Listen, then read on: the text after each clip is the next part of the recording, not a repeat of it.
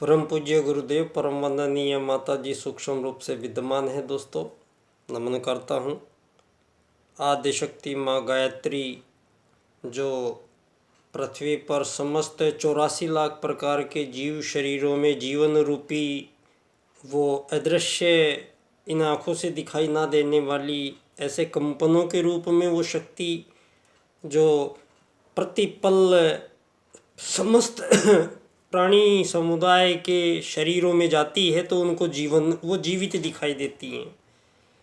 तो प्रत्येक प्रकार के जीव धरती पे 84 लाख प्रकार के जीव जो हैं उनमें एक ही प्रोसेस आप देखेंगे कि सभी जीवों में एक ही प्रोसेस काम कर रही है।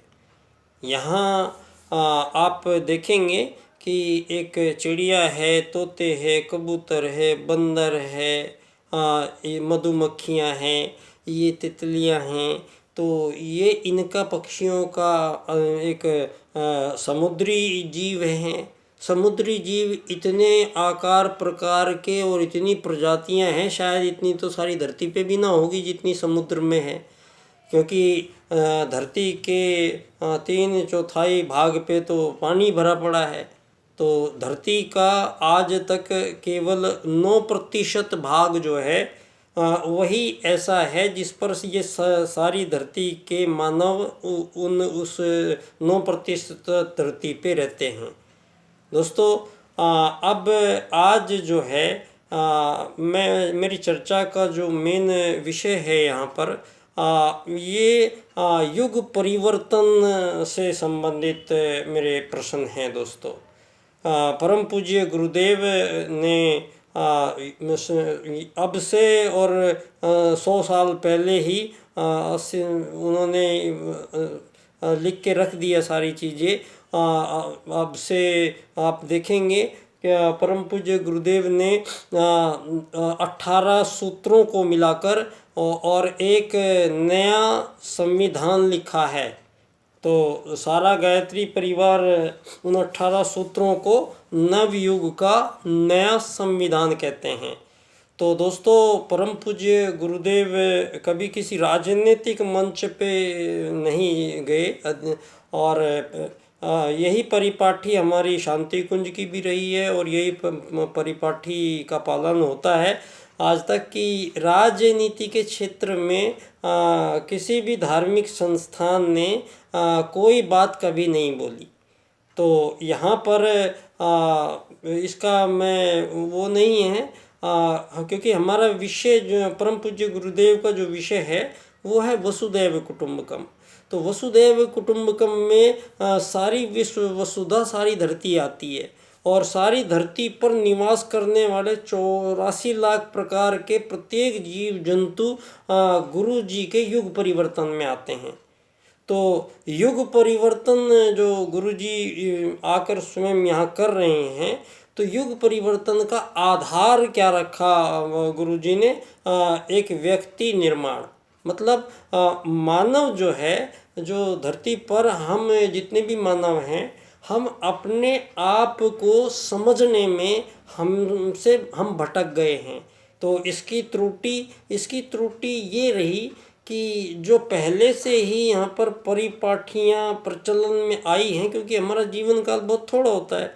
हम अधिक से अधिक आज तो 74 साल, अमेरिका में इतने विकसित राष्ट्र कहलाने वाला उस देश की अधिकतम मानव की आयु ही 74 साल रह गई है। बाकी सारी दुनिया में आप देख सकते होंगे। और ये वो मानव है जहाँ धरती पे पहली बार जब परमात्मा के अंशज आत्मा धरती पे आके और विभिन्न आकार प्रकारों में एक साथ उपस्थित हैं। यहाँ जो पिछले समय से ये 20वीं शताब्दी ये समझाने पे लगी हुई है जो मानवों को, चाहे वो मार्क्सवाद है, चाहे वो डार्विनवाद है, चाहे चार्ल्सवाद है, ये सारे के सारे ये सिद्ध करने में लगे हुए हैं कि एक दूसरे की प्रजातियों से दूसरी प्रजातियों का निर्माण हुआ है। दोस्तों यहाँ पर ये जो क्रिएटर है, वो क्रिएटर को आप चाहे केमिकली प्रोसेस के रूप में मानो, चाहे उसको किसी भी प्रोसेस के रूप में मानो, लेकिन ये बात तय है कि प्रत्येक जीवधारी में वो प्राण आता है और प्राण से वो जो भिन्न भिन्न भांति के शरीर हैं धरती पे, वो सभी शरीर अपना जीवन प्रारंभ करते हैं। और प्रत्येक जीव समुदाय को, यहाँ पर 84 लाख प्रकार के जीव समुदाय, इतनी हम सोच के ही कल्पना करके देखें कि मानव की प्रजाति में ही 7 अरब लोग हैं धरती पे इस टाइम, तो अन्य जीव जंतु ये इतने प्रकार के हैं, तो इनकी कुल संख्या का अनुमान लगाइए। लेकिन ये धरती पे आप अब समझेंगे कि इतने सारे प्राणियों का जो समुद्र में भी हो रहा है, जो धरती पे भी हो रहा है, धरती के अंदर भी हो रहा है, जो वायु में भी यहाँ पर चारों तरफ जीवन के जितने भी प्रकार हैं, सभी जीवनों में उनके अलग अलग भांति के जो शरीर मिले हैं, तो वो 2 सूत्रों से समस्त प्रजाति यहाँ आज तक उनको फॉलो करती चली आ रही है, करोड़ों अरबों साल से, जब से यहाँ है। दोस्तों, मधुमक्खी है, मधुमक्खी का छत्ता है, तो मधुमक्खी का जब पहली बार धरती पे वो छत्ता बना था, वो मधुमक्खी आई थी और बैठी थी, तो वो मधुमक्खी के छत्ते में वो जो प्रोसेस आत्मत सर्वभूतेषु और वसुदैव कुटुंबकम, ये 2 सूत्र परमात्मा ने वेद, क्योंकि लिखा नहीं है किसी ने, वेद परमात्मा द्वारा निर्धारित अपनी प्रोसेस की जो प्रोसेस पूरी करने के लिए जो रूल्स एंड रेगुलेशन हैं, ये संपूर्ण प्राकृतिक हैं। तो मानव यहाँ ये सिद्ध करने पे लगा रहा कि मानव वही जीतेंगे जो ताकतवर होंगे, वही जीतेंगे, राज करेंगे जो ताकतवर होंगे, और उसी प्रोसेस से ये 20वीं शताब्दी चलाई जा रही है। तो यहाँ पर जो आज हमें पैदा होती ABCD पढ़नी पड़ेगी, 1 2 3 4 पढ़ने पड़ेगी, तो बचपन में ही, क्योंकि वो पहले से ही महत्व, उस समय हमें क्या पता हमसे क्या पढ़ाएंगे, क्या लिखाएंगे, क्या यहाँ पे धरती पे आके आप लोग क्या सिखाएंगे, क्या दिखाएंगे हमें, क्या कर रहे हो आप लोग। तो क्योंकि जो प्रोसेस चल रही है आपकी, उसी प्रोसेस में हम बीच में आते हैं और फिर चले जाते हैं, फिर आते हैं, फिर चले जाते हैं।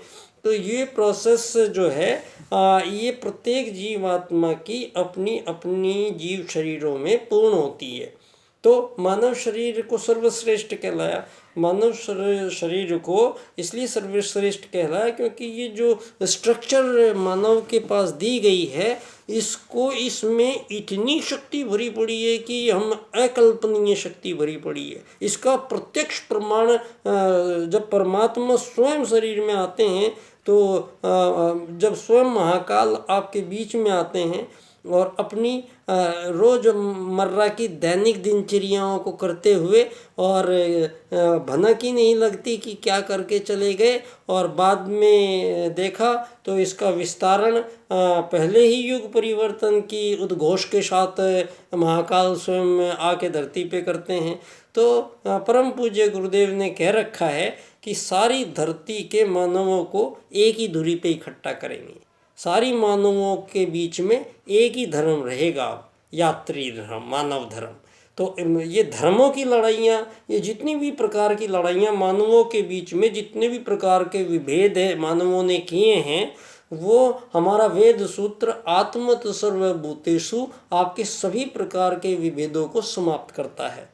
तो इसी को परम पूज्य गुरुदेव ने युग निर्माण की जो एक धुरी है, इसको इस बार राजनीति में स्थापित करना है। तो सवाल ये था, क्योंकि जो दुनिया में धर्म बहुत अच्छे चल रहे हैं, लेकिन जो राजनीति है, मानव का सारा जीवन इस राजनीति के प्रभाव में ही बनता, बिगड़ता, कटता हुआ जा रहा है। तो राजनीति का सारा प्रभाव इस मानव जीवन को पे ज़्यादा अफेक्ट डालता चला जा रहा है। ये आपका पूंजीवादी लोकतंत्र, इसमें आपने स्थायी रूप से जो विभाजन किए हैं ये मानवों के बीच में, जो 1000 साल से आप कर रहे हैं, ये विकसित है, अति विकसित है, अल्प विकसित है, विकासशील है, आपकी ये परिभाषाएं जो आपने गढ़ी है मानवों के बीच में, आपने ये अमीर है, ये गरीब है, ये मालिक है, ये नौकर है, तो ये यहाँ पर जो मानवों के बीच में आपने उन दोनों वेद सूत्रों को तोड़ा है मानवों ने, जो जिन वेद सूत्रों से आत्मत सर्वभूतेषु, एक ही प्रजाति के जीव, जब वो मधुमक्खी का छत्ता, एक मधुमक्खी के छत्ते में बैठी हुई रानी उन 1000 मक्खियों को कमांड करती है, उनको डिस्ट्रीब्यूशन काम का देती है, काम का उनका रिजल्ट लेती है, और सारे के सारे सुख चैन से रहते हैं, कोई भी एक दूसरे से लड़ाई नहीं करता, जबकि छत्ते में जगह 500 की है लेकिन वो 1000 बैठे हुए हैं। तो ये 1000 बैठ के, और किसी में कोई आज़ाद होने की तमन्ना नहीं जगी आज तक। क्यों हो नहीं सकता है? जो काम हो नहीं सकते हैं उन कामों को हमें बरगलाया गया है यहाँ पे। तो हमें आज़ादी आज़ादी आज़ादी के लिए लड़ी जा रही दुनिया, आज़ादियों के नरसंहार हुए जा रहे हैं, आज़ादियों के लिए सेनाएं बनी खड़ी हैं, आज़ादियों के लिए गोला बारूदों के लिए धन की कोई कमी नहीं है दुनिया में, मारने मरने के लिए कोई दुनिया में कमी नहीं है। सारी दुनिया के पास सेनाएं ऐसी बैठी हैं, और सारी दुनिया इन मानवों का कत्लेआम करने के लिए हमेशा तैयार रहते हैं। दोस्तों, यहाँ मैं आप सब लोगों को जो ये विश्व है, ये विश्व और देश, ये जितने भी आज़ाद देश हैं धरती पे, ये आज़ादी संभव नहीं है। धरती पे किसी भी प्रकार का कोई भी अतिक्रमण करके उसको अपना क्षेत्र बता लेना उस मानव के यात्रा का में है ही नहीं। मानव, दीनदयाल उपाध्याय जी कहते हैं एकात्म मानववाद। तो जो आत्मत सर्वभूतेषु है, इसकी सिद्धि राज्य की नीति में होनी है। और ये नीति जो प्रारंभ काल में जब नीति बनी, राजनीति कहाँ से आई? राजनीति सतयुग में तो कुछ भी नहीं था, ना राजा, ना प्रजन, ना दंड, ना दांडिक, स्वतः संचालित वेदानुकूल जीवन पद्धति का अनुसरण करते हुए धर्म अर्थ काम मोक्ष की प्राप्ति के लिए मानव अपने संपूर्ण कर्मों को और संपूर्ण जीवनों का नियोजन पहले से ही वो करके रखा हुआ है, और उसको भी हजारों साल लगते थे यहाँ पे, क्योंकि उसका कार्य बड़ा है।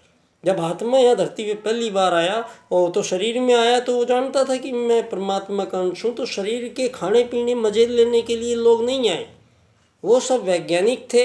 यहाँ पर हजारों साल तक वो अनुसंधान करते थे, और मानव शरीर के साथ दिव्य प्रयोजन पूर्ण करते थे, मोक्ष प्राप्त करते थे। तो इसको आत्मत सर्वभूतेषु को, इसको